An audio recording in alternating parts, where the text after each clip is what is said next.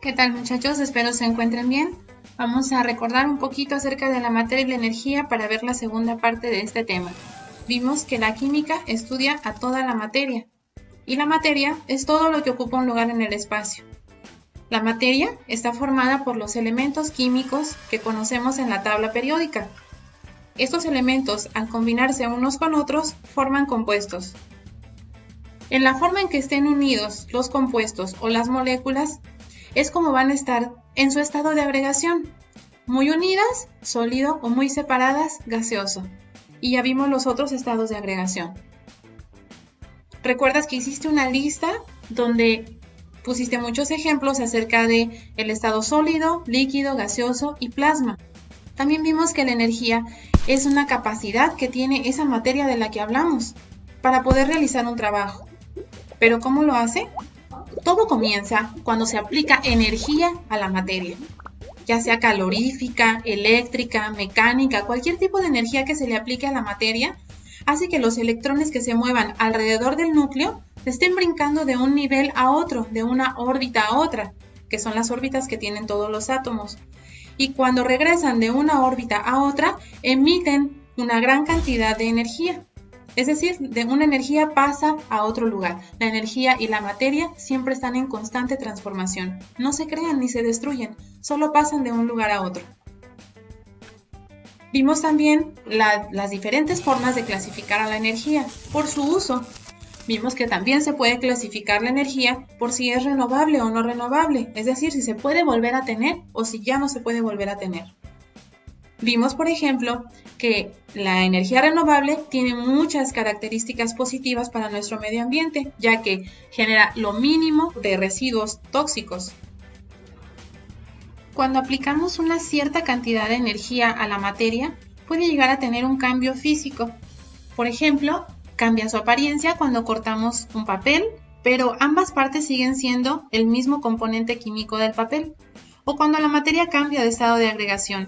Aunque sea sólido, líquido o gaseoso, seguirá siendo el mismo material. Cuando se le aplica una gran cantidad de energía a la materia, puede llegar a tener un cambio no solamente físico, sino también químico. Es decir, además de cambiar su apariencia, también cambia su composición química. Por ejemplo, cuando partimos una manzana y entra en contacto con el oxígeno, los componentes ya no son originalmente lo que eran, sino que ahora son óxidos. Es decir, cambió la composición química. Existen también algunos materiales que tienen la capacidad de ser radiactivos, como el uranio. Y cuando se le aplica energía a un material como este, llega a tener una gran cantidad de energía acumulada en su núcleo. Y estos son los cambios nucleares, precisamente su nombre se debe a esto.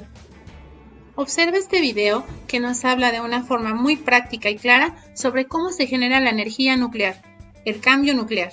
Vamos a conocer más acerca de los cambios físicos de la materia.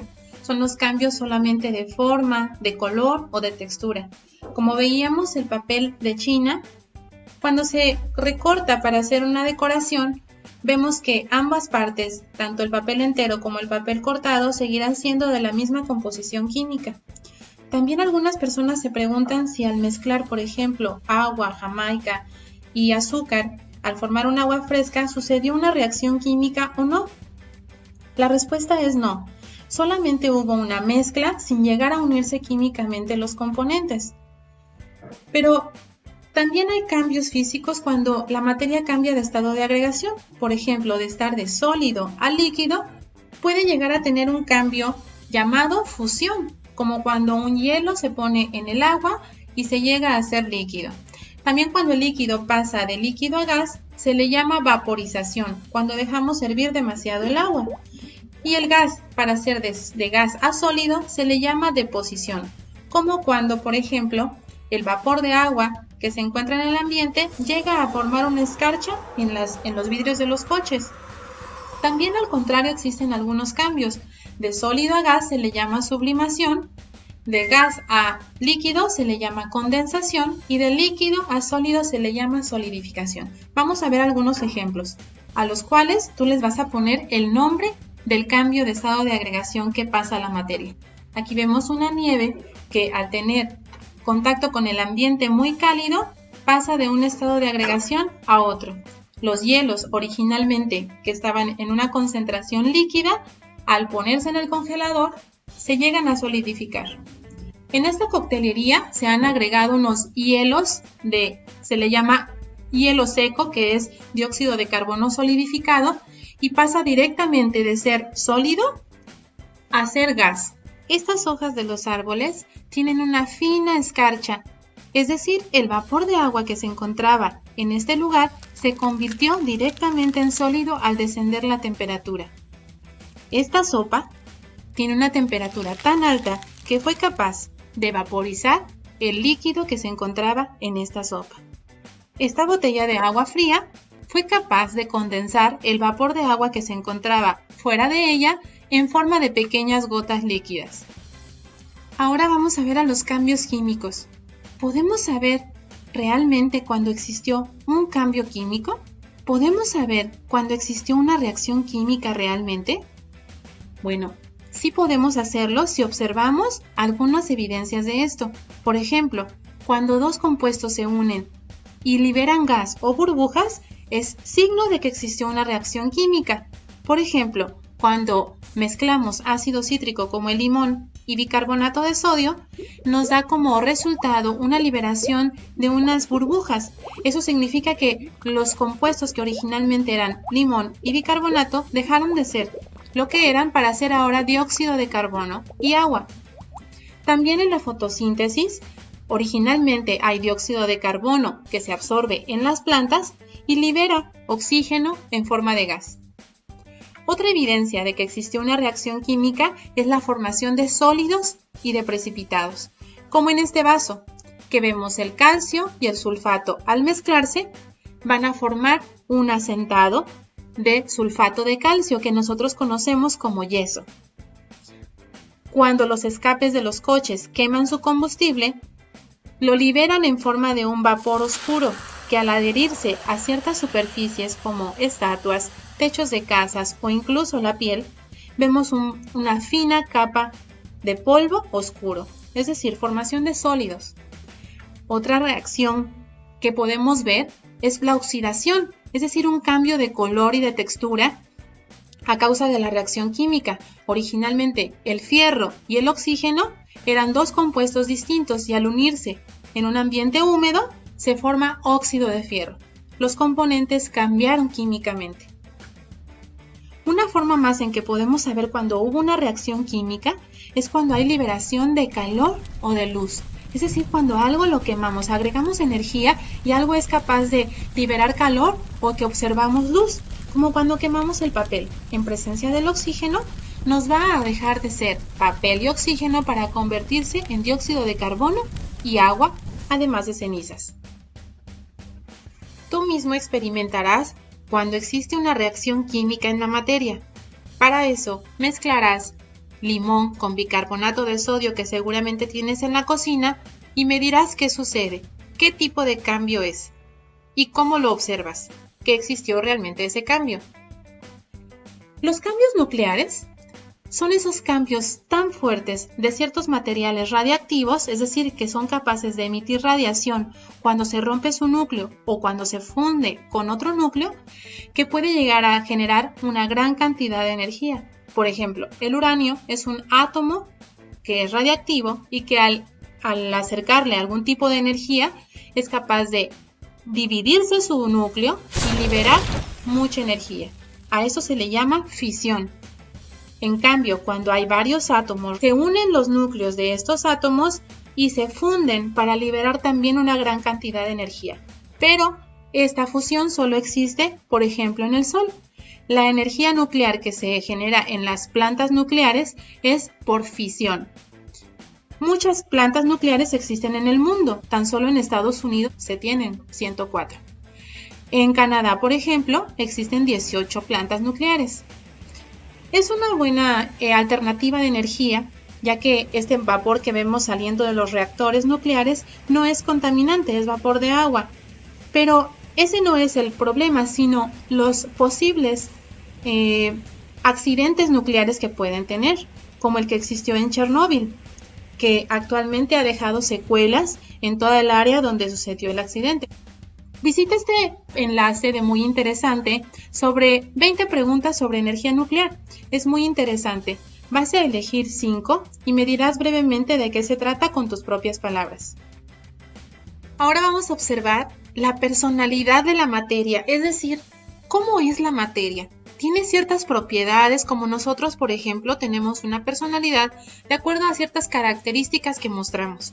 La materia tiene sus propiedades comunes, es decir, aquellas propiedades que comparte con otras materias, que tienen en común con otras materias. Por ejemplo, la masa es común poder pesar 2 kilos de frijol, 2 kilos de lenteja, 2 kilos de masa, 2 kilos de arena. También el volumen es muy sencillo observar que existe 1 litro de aceite, 1 litro de agua, 1 litro de leche. La porosidad, el tamaño, la divisibilidad son propiedades comunes en toda la materia. Tú puedes dividir una hoja de papel en 4 partes iguales, como también puedes dividir una hoja de cartulina del mismo tamaño y dividirla en las mismas 4 partes iguales. Estas características son comunes en toda la materia. Pero también la materia tiene propiedades únicas. Es lo que la hace distinta una materia de otra. Por ejemplo, la densidad, el punto de ebullición, el punto de fusión, el olor. Ninguna materia tiene el mismo olor. La transparencia, de acuerdo a cómo está su estructura molecular, ninguna materia tiene la misma estructura molecular, por lo tanto, no tienen la misma transparencia. Y nosotros vemos, por ejemplo, aquí en esta tabla, los puntos de ebullición. Pongo algunos ejemplos desde el agua, etanol, alcohol, hierro, vinagre, cómo tienen distintos puntos de ebullición. También existen diferentes densidades y es propia de cada materia. El hierro, la gasolina, es decir, cada una de estas propiedades son únicas para cada materia que existe. Tú vas a experimentar también este tema de la personalidad de la materia. Vas a realizar un experimento con 2 materias para comprobar sus propiedades comunes. Es decir, puedes pesar 2 materias que pesen lo mismo. También puedes dividir 2 materias en las mismas partes y con eso comprobarás las propiedades comunes en la materia. También realizarás la prueba con 2 materiales para comprobar las propiedades únicas de la materia, como por ejemplo agua y leche. Pondrás a hervir primero una con la misma flama y la misma cantidad. Si vas a poner, por ejemplo, una taza de agua, pondrás también a hervir una taza de leche por separado y verás cuál hierve primero, con la misma flama, baja o alta, pero con las mismas condiciones ambas sustancias, y verás cuál hierve primero. Ahí te darás cuenta que las 2 materias tienen propiedades únicas como el punto de ebullición. La materia tiene 2 formas de unirse, en forma física o en forma química. También vimos que hay en forma nuclear. Haremos nada más de la forma química o de la forma física. La forma química es cuando los átomos de la materia, es decir, los elementos de la materia, en sus átomos comparten sus electrones unos con otros. Ahí es cuando realmente sucede un enlace químico, una unión química. Y esto lo presentan tanto elementos como compuestos. Aquí vemos un trozo de sodio, que son muchísimos átomos del mismo elemento. Están unidos los electrones de esos átomos. También en esta sustancia que es cloro, están unidos un cloro con otro por medio de sus electrones. Cuando se juntan 2 o más átomos distintos, ya hablamos de un compuesto, como por ejemplo el hidrógeno y el oxígeno al unirse que forman el agua. Sus electrones del hidrógeno y del oxígeno se han compartido, se han unido. Asimismo, otro ejemplo como el gas metano, carbono e hidrógeno, sus electrones se han unido. Ahí es cuando decimos que son sustancias puras, es decir, que son únicas esas sustancias por su unión química. También existen las mezclas que no son uniones químicas, que son uniones físicas. Y estas mezclas pueden ser tanto homogéneas como heterogéneas.